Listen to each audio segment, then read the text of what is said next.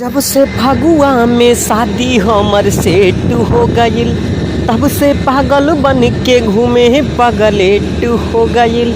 एहो जब से फगुआ में शादी हमर सेट हो गईल, तब से पागल बन के घूमे पगलेट हो गईल।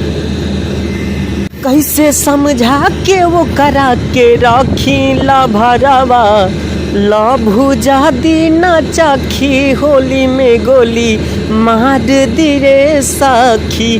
ला भरावा भुजा दी ना चाखी होली में गोली मार दिए सखी। हमारे गलती बाकी वो के आदत हम लगौनी, बिना वो के खबर कैले लगन हम धरौनी।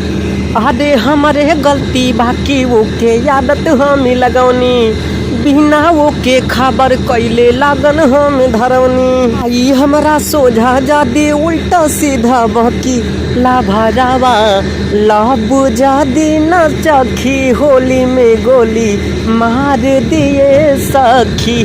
ला भरावा भुजा दी ना चखी होली में गोली मार दी रे सखी। अरे कैसे हम समझाई आइल बाड़े भैया भाभी, डालल चाहता दे हरदम ताला में ऊंचा भी।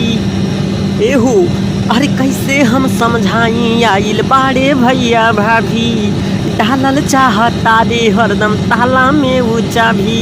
रे विजय आलोक हमार मानत नइखे बाती, ला भरावा भुजा दी ना चाखी होली में गोली मार दिए सखी।